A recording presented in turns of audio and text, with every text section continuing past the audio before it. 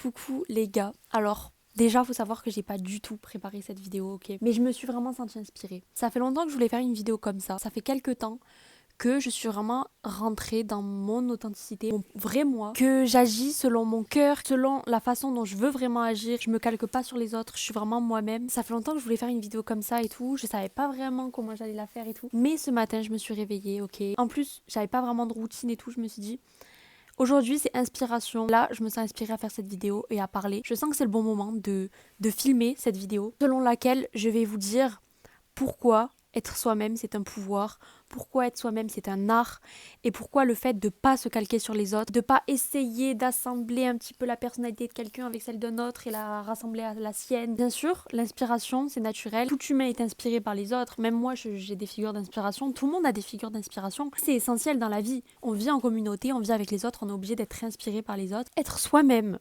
être sa propre source d'inspiration, c'est vraiment un pouvoir. C'est vraiment un art. Si tu fais ça, c'est vraiment quelque chose qui va t'amener loin, c'est vraiment quelque chose qui va te permettre de construire de grandes choses, tout simplement parce que Dieu t'a créé avec ta propre originalité, avec tes propres différences, tes propres forces, ta propre créativité et des choses qui sont propres à toi. C'est avec ça que tu peux construire quelque chose, faire la volonté de Dieu et accomplir ce que Dieu veut pour toi.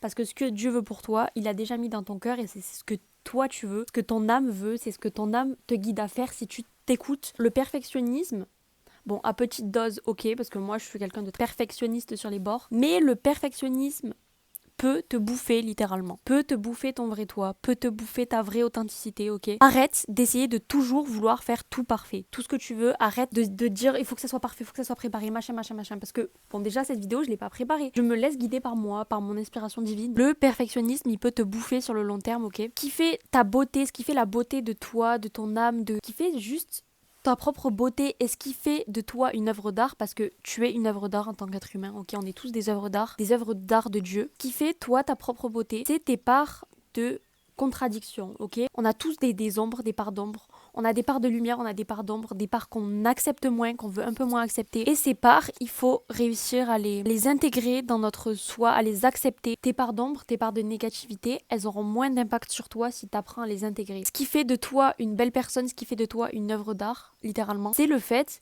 que tu aies tes parts d'ombre, tes parts de faiblesse, ta vulnérabilité, ta sensibilité. C'est ça qui fait de toi quelqu'un de réellement beau en fait. C'est tes parts de contradiction également, parce que contrairement à ce qu'on pourrait croire, surtout avec les MBTI, les trucs de personnalité, quel type de personnalité es-tu, moi ouais je suis plutôt extravertie, moi je suis plutôt introvertie, plutôt quelqu'un de comme ci, comme ça, je suis plutôt drôle, je suis plutôt... Mais en fait, si on réfléchit bien, si on fait une vraie réflexion sur ça, on est tous faits de contradictions, de partout. On a tous des contradictions. Et c'est ça en fait qui fait ta beauté, ta propre beauté. Tu peux être quelqu'un très très drôle aux yeux de, je sais pas, ta famille par exemple, et à tes propres yeux, tu peux te trouver drôle, mais je sais pas, à ton travail, à ta vie avec tes amis, etc., t'es pas du tout perçu comme quelqu'un de drôle. Pour eux, ta qualité, c'est plutôt d'être organisé, d'avoir des bonnes idées créatives, de donner des bons conseils. C'est peut-être ça pour eux, tu vois. C'est vraiment ce qui fait ta beauté, c'est tes parts de contradiction. C'est comme le yin et le yang. Bon, là, c'est plutôt énergie, c'est plutôt divin masculin, divin féminin. C'est quand même des parts de contradiction qu'on a tous en nous. On a tous une énergie masculine et une énergie féminine. On a tous tout. Et c'est ça qui fait notre beauté, finalement. Faut réussir à trouver un équilibre. Faut réussir à accepter chaque part de toi-même. Faut réussir à tous les intégrer. C'est ça en fait qui fait ta propre beauté. Tu peux être quelqu'un de profondément confiant par exemple aux yeux des autres, de profondément sûr de lui, d'être une personne qui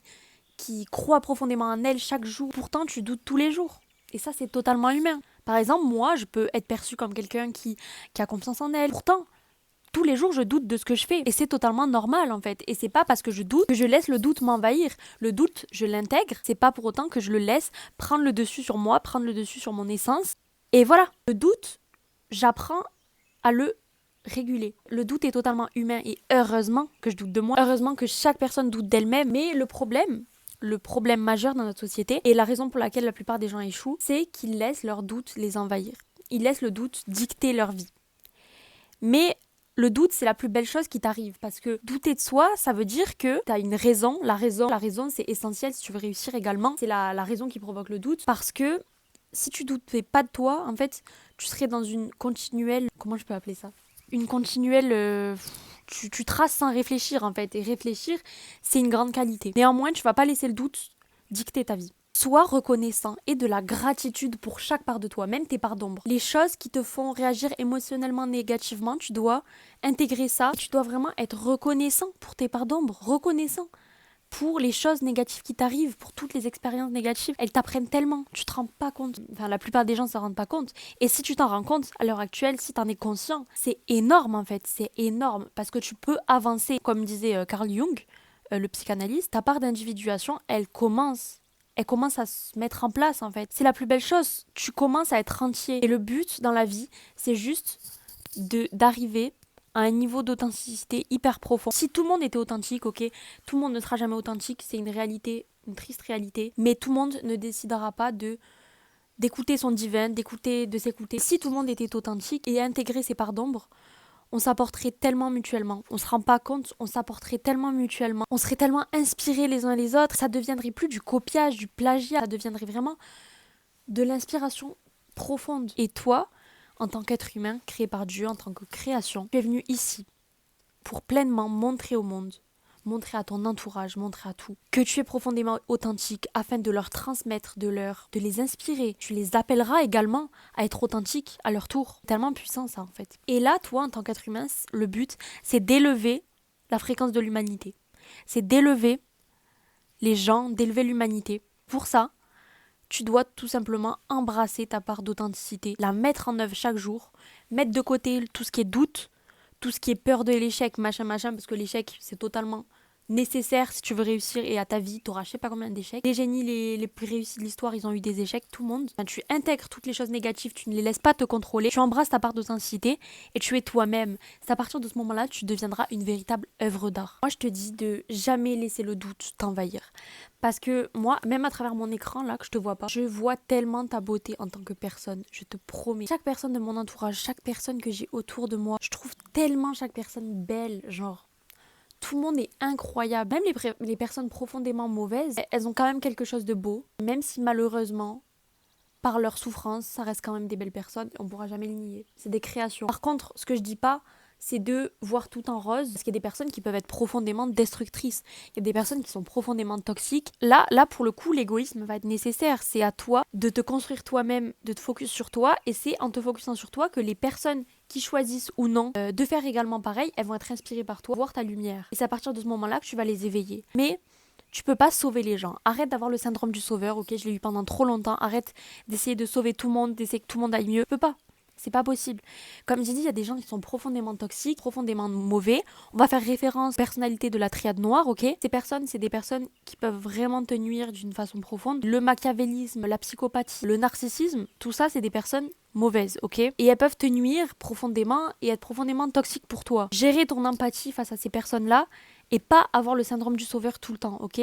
Ces personnes, leur but, c'est de te bouffer ta personnalité, de te détruire, clairement. Tu dois te protéger, mettre une barrière entre toi et ces personnes-là, en développant justement ton intelligence, en gérant ton intelligence émotionnelle et ton côté émotionnel. Faut le gérer, ça, absolument. J'ai pas du tout préparé cette vidéo, aucun carnet, rien, aucune note. Sois traité de fou, ok? Sois traité de bizarre. Et vraiment, il y a des gens qui te jalouseront, hein, forcément. Si t'entres dans ton authenticité, il y a toujours des gens qui te jalouseront. Tu dois pas te laisser contrôler par ça, diriger par ça. Tu dois vraiment passer au-dessus, profondément continuer ton chemin avec toi-même. Et moi, je te dis, ne t'arrête pas si les gens te traitent de fou. Parce que, je sais pas, moi, t'es trop à fond dans quelque chose, t'es trop bizarre, tu sors trop de la norme. On s'en fout, on s'en tape, on s'en cogne. Keep going, genre continue. Toi-même à être bizarre et même de plus en plus. Moi, je te dis, tout le monde est bizarre.